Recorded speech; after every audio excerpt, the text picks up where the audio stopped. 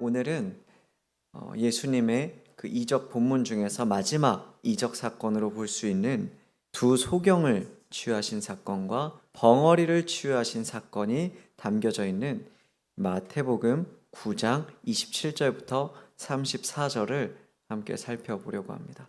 죽은 소녀를 살리신 예수님께서 이제 그 장소를 떠나셔서 이동하실 때에 두 소경이 나와 예수님을 향해 소리칩니다. 27절입니다. 예수께서 거기에서 떠나가실새 두 맹인이 따라오며 소리질러 이르되 다윗의 자손이여 우리를 불쌍히 여기소서 하더니, 여기에는 우리가 눈여겨볼 만한 하나의 외침, 하나의 고백이 나타납니다. 그것은 무엇일까요? 그것은 바로 다윗의 자손이여 라는 표현입니다.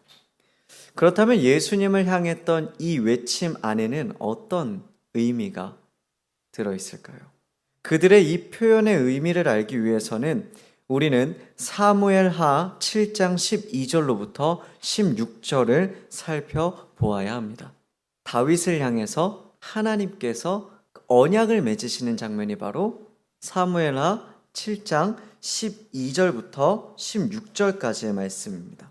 하나님께서 다윗을 향해 이 다윗 왕국에 대한 약속을 주시는데요. 그의 후손이 태어나게 되는데 그의 후손을 통해서 하나님께서 하나님의 나라를 영원토록 세워나가실 것이라 약속해 주십니다. 그런데 이 본문을 통해서 하나님께서 하신 약속은요, 신약을 통해서 볼 때 누구에 대한 약속이었느냐? 그것은 메시아에 대한 약속이었고 이 메시아는 바로 예수님이셨다라는 것을 우리는 발견하게 됩니다. 그러면 이 두 맹인이 예수님을 향해서 다윗의 자손이여 라고 외칠 때에 그 안에는 어떤 의미가 들어있던 것일까요? 예수님이 바로 영원한 하나님의 나라를 이끌 그 메시아적 인물이다라는 고백이 있었던 것입니다. 그 믿음이 있었던 거죠. 그런데 우리가 이사야서를 보면 또 발견하게 되는 것이 있습니다. 이사야서를 보면 하나님의 나라가 이 땅 가운데 도래하게 될 때에 어떤 현상이 일어난다고 말하죠? 이사야서는 맹인이 눈을 뜨게 된다. 그러니까 이 두 맹인의 고백은요, 예수님이 바로 하나님의 나라를 이끌 메시아라는 그 고백이 있는 거예요. 그래서 저분이 우리의 눈을 뜨게 할 것이다 라고 믿고 예수님을 향해 외쳤던 것입니다. 이러한 믿음을 가지고 예수님께 나온 소경들을 향해서 예수님께서는 28절에서 그 믿음을 확인하시는 질문을 하십니다. 그리고 이에 그들은 이렇게 대답을 합니다. 주여 그러하오이다. 이 대답 이후에 29절과 30절에서는 예수님께서 이제 이 두 맹인을 치유하신 장면이 등장을 합니다. 이 이야기는 사실 지난주에 우리가 살펴보았던 그 말씀 구절의 핵심 내용과 동일한 핵심 내용을 갖고 있습니다. 그게 뭐죠?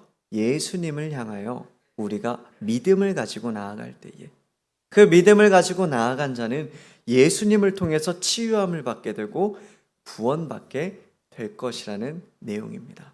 예수님을 향해 가져야 하는 우리의 믿음은 바로 그분이 하나님의 왕국을 영원히 다스리실 메시아이시라는 사실과 그분이 곧 하나님의 나라가 도래할 때 성취될 것이라고 약속되었던 회복의 역사를 우리에게 행하실 분이라는 믿음입니다.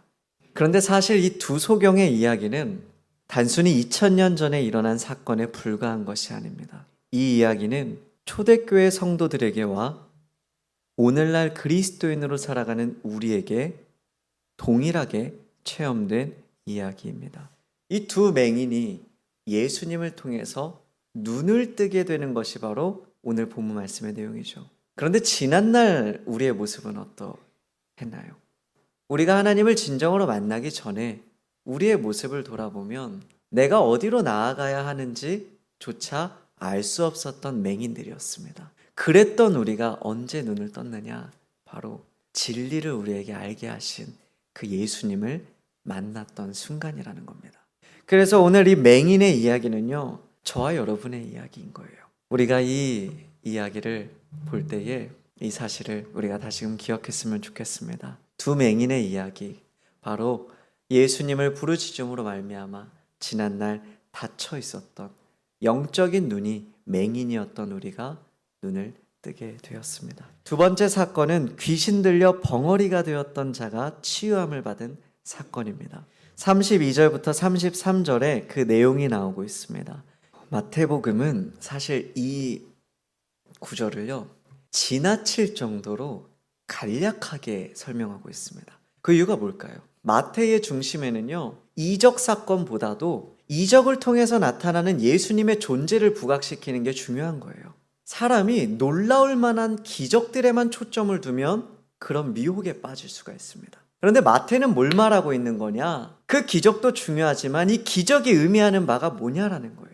죄로 인해 무너졌던 이 세상이 하나님의 나라가 도래할 때 회복하게 될 텐데 그 회복을 가져온 분이 누구시냐? 바로 예수님이라는 거예요. 이 벙어리가 예수님을 만나게 된 순간 어떻게 되죠? 귀신이 들려서 말을 못했던 자가 예수님 안에서 말할 수 있게 되었습니다. 우리는 예수님을 만난 순간 어떻게 되었죠? 우리의 입술을 통해서 복음을 말할 수 있게 되었습니다. 죄인 되었던 우리의 입술은 복음을 말하는 입술이 되었습니다. 바로 이 벙어리가 오늘날 그리스도인으로 살아가는 저와 여러분이라는 것입니다. 그러나 오늘 본문 말씀을 보면 이 벙어리가 입을 벌리게 되었을 때 아이러니하게도 그 반응이 두 가지로 나뉘는 걸 우리가 보게 됩니다. 벙어리가 말을 하는 순간 예수께서 바로 메시아시다 하고 이스라엘 중에 이만한 일을 한 사람이 없었다 하고 군중들이 예수님께 주목하기 시작하는 거예요. 근데 바리새인들은 뭐라고 하죠? 귀신을 쫓아냈네? 귀신의 왕이구나. 이렇게 보는 거예요.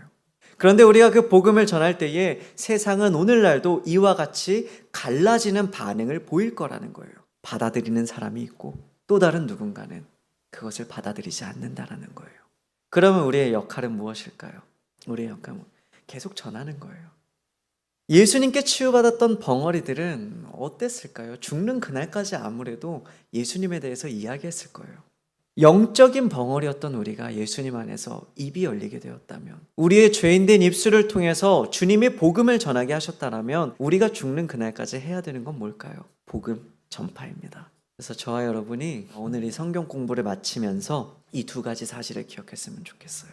우리가 이 두 맹인이 치유된 사건, 벙어리가 치유된 사건을 볼 때에 이제는 우리가 이 두 사건이 우리의 이야기라는 것을 기억했으면 좋겠습니다. 그래서 오늘 말씀 속에서 나타나는 예수님을 통하여 지난날 맹인이었다 눈을 뜨게 된 사람, 지난날 벙어리였다가 말하게 된 사람이 바로 나다. 지난날 죄로 인하여 어둠 속에서 길을 헤맸던 내가 예수님 안에서 눈뜨게 되었고, 지난날 어둠 속에서 죄된 입술로 말미암아 벙어리였던 내가 예수님을 통해서 입이 열리게 되었다. 그래서 우리가 이제는 그 뜨여진 눈으로 하늘을 바라보며 살아갔으면 좋겠습니다. 그리고 우리의 입술이 예수님을 통해서 열렸다면 이제 우리는 무엇을 해야 되죠? 계속해서 반복했지만 복음 전하는 거예요. 그래서 저와 여러분이 정말 매일같이 하늘 소망을 바라보며 살아가고 또한 우리의 입술로는 복음을 전하며 살아가는 그러한 주님이 기뻐하시는 참된 그리스도인들이 됐으면 참으로 좋겠습니다. 오늘 성경 공부는 여기서 마치도록 하겠습니다.